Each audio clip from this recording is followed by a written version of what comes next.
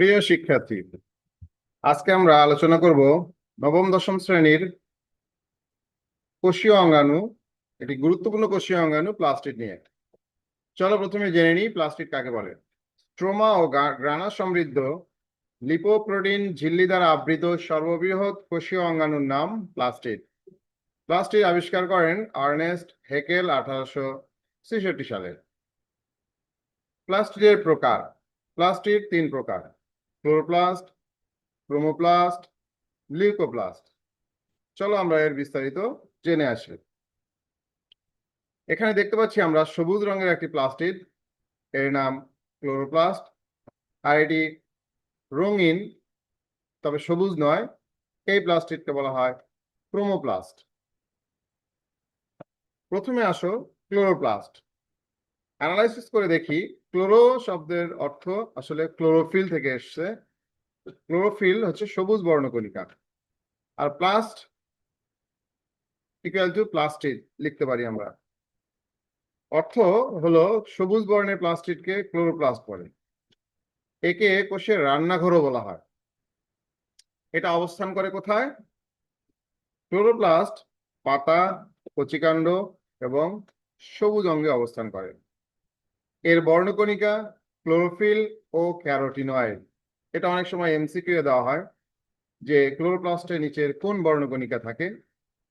অনেক সময় শুধু আমরা ক্লোরোফিল লিখে আসি বা দেখে আসি, ফিল আপ করে আসি। আসলে ক্লোরোফিলের সাথে ক্যারোটিনয়েড নামক বর্ণকণিকাও ক্লোরোপ্লাস্টে থাকে, এই বিষয়টা মনে রাখবে। কাজ। এটা কাজ কি? এটা খাদ্য প্রস্তুত করে। একটা ক্লোরোপ্লাস্টের চিত্র আমরা দেখতে পাচ্ছি, এই ডায়াগ্রামটা আমরা আঁকার চেষ্টা করব। স্টেপ বাই স্টেপ আমাকে ফলো করো, আঁকো। দেন দ্বিতীয় অংশে যাও, 3D। এরপরে ভিতরে থাইলাকয়েড গুলো দিলে একটি ক্লোরোপ্লাস্ট তৈরি হয়ে যাবে। এটাকে আমরা পরীক্ষার উপযুক্ত করে 2D আকারে যদি আঁকতে চাই, তাহলে বিষয়টা কেমন হবে, চিত্রটা দেখতে কেমন হবে চলো দেখি। প্রথমে আগে এরকম একটি ওভাল শেপ ডায়াগ্রাম আঁকো। এর বাইরে আরো একটি ওভাল শেপ দাও।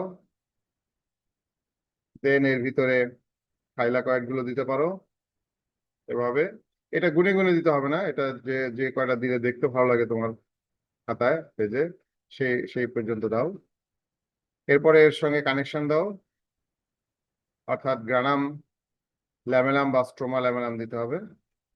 এর ভিতরে ফ্লুইড দিতে হবে, তরল পদার্থ। এই প্রত্যেকটা পার্টসের এবার নাম লিখে ফেলো। দেখো এর আছে বহিস্তর, অন্তঃস্তর, স্ট্রোমা ল্যামেলাম অথবা গ্রানাম ল্যামেলাম, গ্রানাম।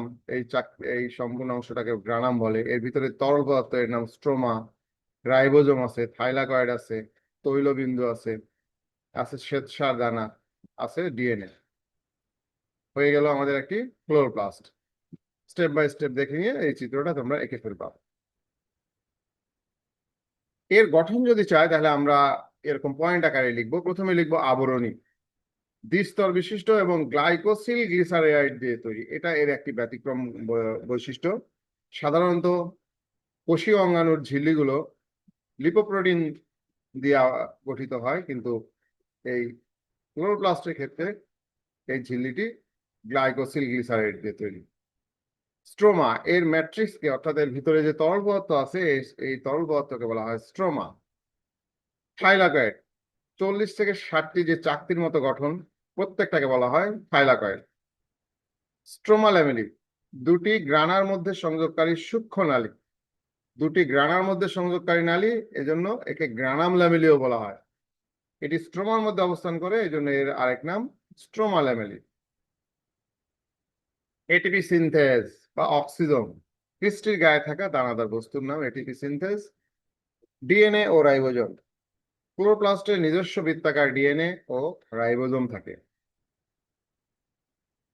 ক্রোমোপ্লাস্ট, ক্রোমা শব্দের অর্থ হচ্ছে কালার বা বর্ণ, প্লাস্ট অর্থ প্লাস্টিড। বর্ণময় প্লাস্টিডকে ক্রোমোপ্লাস্ট বলে, তবে এটা সবুজ বর্ণ ছাড়া, অর্থাৎ সবুজ বর্ণ ছাড়া অন্য বর্ণের প্লাস্টিডকে ক্রোমোপ্লাস্ট বলে। অবস্থান, যেহেতু ক্রোমোপ্লাস্ট বর্ণ তৈরি করে, অতএব এটি রঙিন ফুল, পাতা এবং গাজরের মূলে অবস্থান করে। এই এমসিকিউটা পরীক্ষায় দেওয়া হয়।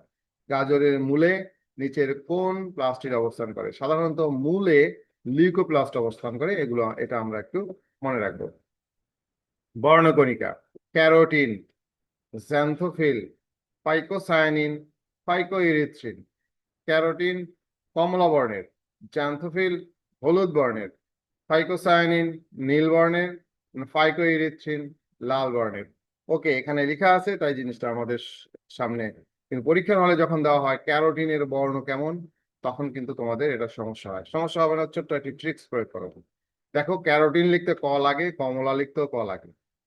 অতএব ক্যারোটিন দিয়ে কমলা, বা ক্যারোট থেকে আমরা কমলা মনে রাখি।